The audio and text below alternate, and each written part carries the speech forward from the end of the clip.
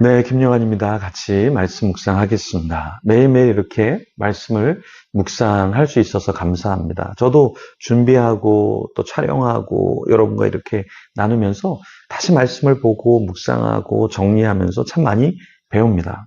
여러분도 아마 전체 성경을 이렇게 큰 장을 보는 것도 좋지만 이렇게 몇 구절씩 나누어서 성경을 묵상하고 또 배우시고 참 좋은 시간이라 봅니다. 우리가 주일날 말씀을 나누고 하는 것도 좋지만 이렇게 매일매일 같이 말씀을 나누고 묵상하고 소통할 수 있어서 얼마나 감사한지 모릅니다. 저만 감사한가요? 여러분도 참 좋은 시간이시죠? 오늘도 같이 말씀을 좀 살펴보도록 하겠습니다. 자, 여러분 노벨상의 선출 방법을 아십니까? 이 수상자는 스웨덴 왕립 과학 아카데미에서 선출을 하는데요. 이 각 선출 단체는 소속 의원도 있고 과거의 노벨상 수상자도 있고 각국의 학자도 관여가 되고요. 작가에게 후보자 추천을 의뢰하기도 합니다. 그러니까 추천서를 접수한 각 단체는 극비리의 일을 추진하게 되는데요. 몇 사람으로 구성된 위원회에서 심사 후 마지막 발표를 합니다. 노벨상의 선정 과정의 특징은 엄격한 심사를 통해 수상자 선정 과정에 기인하여 선출한다라는 것이죠. 노벨상 수요 기관들은 한 부분당 약 1000명씩 총 6천여 명에게 후보자 추천을 요청하고요. 안내장을 보내서 다 받은 뒤에 그 중에서 한 명을 이렇게 선출한다라는 것이죠. 자, 그랬을 때 오늘 본문에도 성막을 지을 사람을 선출하는데요. 그런데 그 사람을 뽑을 때 역시 신중을 기해서 뽑는다라는 것입니다. 그 내용을 오늘 좀 살펴보겠는데요. 출애굽기 35장 30절에서 36장 7절까지의 말씀입니다. 모세는 성막을 지을 사람들을 뽑았는데요. 유다 지파 훌의 손자 우리라고 하는 사람의 아들인 부살레를 불렀습니다.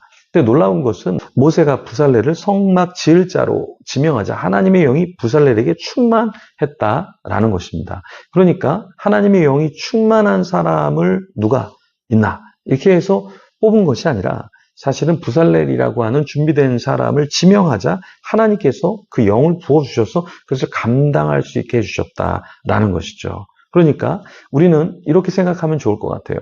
하나님이 나를 쓰실 수 있겠어? 나는 부족한데.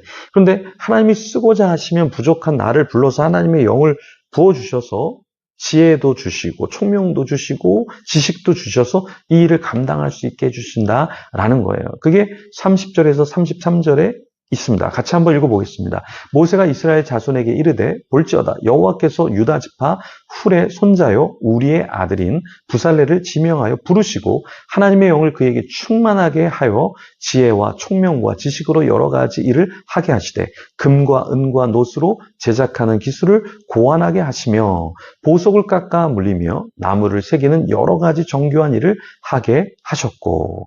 자, 하나님이 저를 부르시고 여러분을 부르실 때 세상 사람들이 볼 때, 또 우리가 우리 자신을 볼 때, 나 같은 사람이 무슨 책을 써, 무슨 설교를 해, 무슨 사람들을 만나서 상담을 해, 라고 말할 수 있지만, 하나님이 쓰고자 하시면, 야, 너 책 쓰면 좋겠어. 야, 너 이거 하면 좋겠어. 왜냐하면 내가 너한테 그러한 달란트를 이제 줄게. 그리고 너한테 내가 지혜를 줄게. 내가 너에게 총명을 줄게. 내가 너에게 지식을 줄게 해서 하나님이 감당케 해주신다라는 것입니다. 제가 지현호 선교사님을 만나서 한 3시간 이상을 이렇게 대화를 나눴는데요.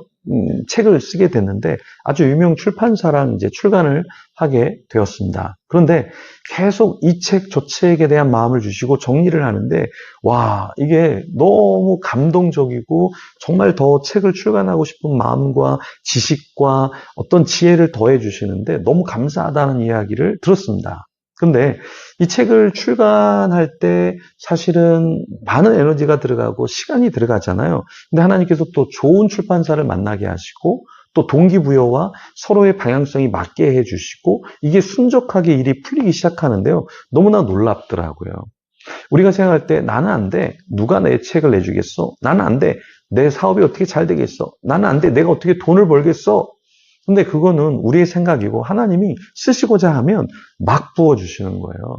최근에 제가 이제 협력하려고 하는 분이 계신데 그분을 딱 만났는데 와, 너무 놀라운 게 그분은 목회자인데 의사로 평생을 지금 이제 섬기고 있는데 하나님이 부도 주시고 또 부인도 의사인데 부인은 직원이 병원의 직원만 300명이라고 하더라고요. 본인도 의사인데 부인도 원장이고 병원을 운영하는데 너무 잘 된다는 거예요. 근데 자기들의 부를 주의 나라를 위해서 같이 쓰고자 하는 마음이 있다라는 거예요. 근데 그것을 잘 되게 해주신 분이 하나님이시겠죠. 그걸 알기 때문에 더 교회와 선교지에 재정을 쏟아붓고 있다라는 것입니다. 우리가 부살렐 또 우리가 모세 같은 사람은 아닐 거예요.